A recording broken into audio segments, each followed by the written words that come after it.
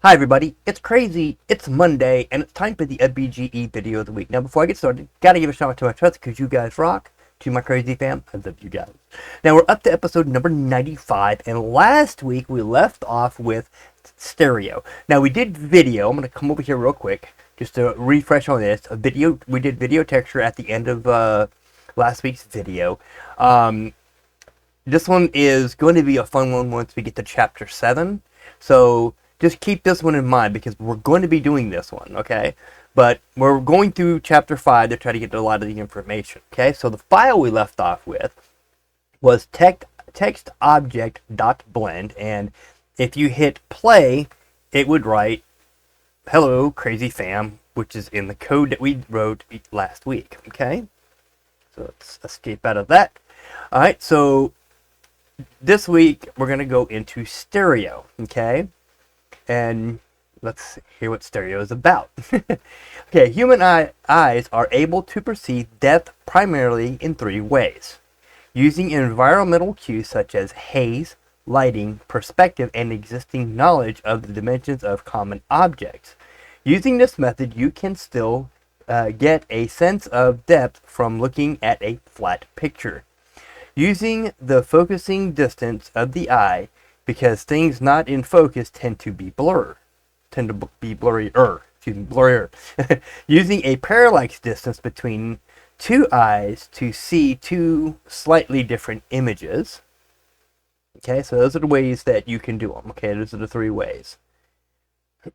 So my sinus has been draining, so please bear with me. Alright, so the basic idea behind all 3D stereoscopic techniques utilizes the 3rd point on the list above, parallax. You probably heard that one before. That is to display a different image rendered from a slightly different perspective to each eye. There are many methods used today to make sure the left eye only sees the image intended to be seen by the left eye, and the right eye only sees the image intended for the right eye. Most 3D movie theaters achieve this by using polarized glasses combined with a dual projector setup. Glass-based 3D TVs for consumers use shutter glass that quickly alternates between blocking the left and right eye, synchronized to a fast refreshing screen that also alternates between right and left eye images. Okay, if you ever watch a 3D movie, the blue and red, that's how they do it. Okay, Blender can output stereoscopic renderings in many ways. Figure 5.40 shows how to set it up, but regardless of the final output format, it starts by rendering the scene twice, with a slight horizontal camera offset controlled by the setting eye separation to mimic the separation between the human eyes. For a typical viewing environment, the optional eye separation is approximately focal distance divided by 30. Okay, if you understood any of that, yeah, you're doing good. Alright. Nitty-gritty details. Blender uses a zero parallax technique to set up the stereo cameras. Okay, so if you go into settings, let me see if I can bring this up. There we go. And it says it's in here. I just don't know where stereo is. It must be under, yeah, in the camera. So you have to go either here or is it on the camera itself? I think you have to click on the camera itself and then go to camera. I don't see stereo on here. So I'll just switch over here so you can see what I'm talking about. There we go. Okay, so that setting, you go to stereo or dome or none. If y'all know where that's at, let me know, because I don't know where it's at. Okay, when stereo mode is selected in the render panel, as shown in 540, 6 stereo modes become available. Okay, that's this right here, 6 stereo modes. Okay, the interlace and interlaced. The left and right images are interlaced together. This mode requires additional 3D hardware to see properly. Above, below. The left and right images are stacked vertically. This mode also requires additional 3D hardware to see properly. Side by side, left and right images are placed next to each other with each other without overlapping. In this stereo mode, you should be able to see the 3D effect by crossing your eyes. Really. But this method of viewing 3D is very straining on the eyes. I do not recommend you try this for an extended period of time.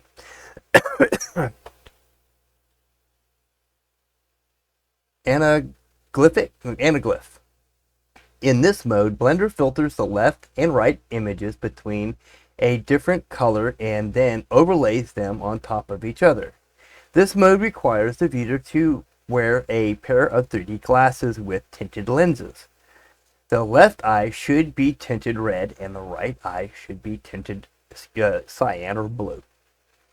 With the glasses on, the colored lenses should only allow one image to go through, blocking out the image for the other eye. This way of seeing 3D is less stressful than side by side, but requires the monitor to be significantly bright relative to the ambient environment for an optimum image. The only downside of this approach is the lack of accurate color representation.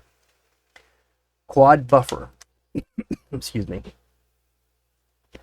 Quad buffer is the natural extension to a typical double buffer rendering system, which is used to for single eye rendering. This mode also requires additional hardware to display the image. Quad buffering is a native stereoscopic method supported by OpenGL. Unfortunately, it does not work on consumer level NVIDIA and ATI AMD graphics cards. Only the more expensive NVIDIA Quadro and ATI AMD FireGL support is functional.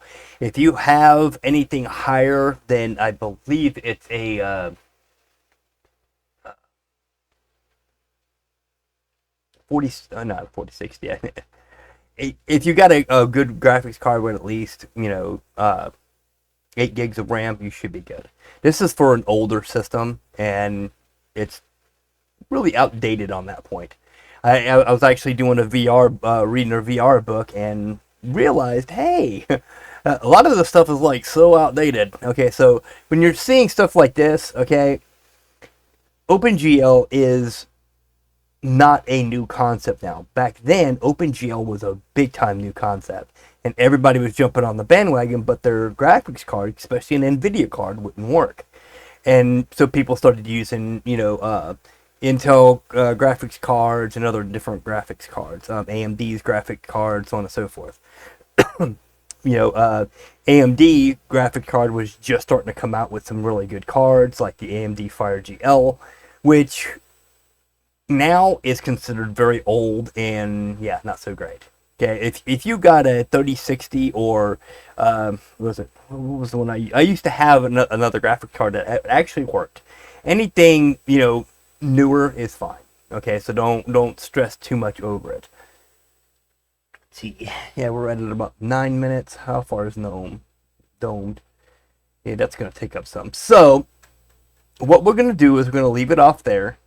Okay, so again, with the graphics card, don't worry about it unless you've got a really slow graphics card. Anything with I'm going to say less than 4 numbers, then I would suggest you get a better graphics card, because if you're running like a 920 or something like that, you should be okay, but you want to go with a better graphics card, especially if you're going to be doing game design.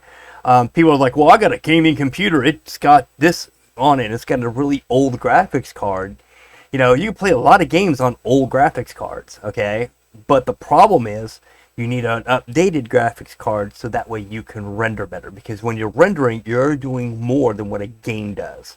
A lot of people don't understand that. They say, oh, I went out and bought me a gaming computer so I can render my renders out. That's not going to, it depends on what you get. I mean, me, I've got a 3080 Ti. Okay, I did have another one, and it was also a Ti. And they were all AMDs. Oh, no, I'm sorry, not AMDs. I'm sorry, strike that. They're all NVIDIAs. And, you'll notice a difference when you're rendering something and playing a video game. I mean, I could play a lot of video games with my old, computer without a problem. Didn't have a problem with it. I could play it. Now a lot of the newer stuff I can't play, but a lot of the older stuff I could play no problem. When I got this one, I can play a lot of the newer stuff, and I can play all of my old stuff. But the whole idea is the better graphics card you've got, the more you can render better. I mean, of course, Blender and UPBGE are going to have a bottleneck. All graphics has a bottleneck, so you got to look and balance that out. You can't just throw a 4090 with an i7 and give it a gig of RAM. You're going to kill yourself. You got to know what you're getting into. You want to get the best for you to render. Okay, so we're going to go ahead and leave it on page 55. I believe that's at the top. Yeah, close towards the top of 55. And we'll leave it off with dome. We're going to do a dome design next week. So let me switch back over to, where's it at? There we go. Switch back over to here. Okay, so next week, page 55, we're going to do dome, and we'll start out with a whole new deal for UPBGE, and continue on from there. Till next week.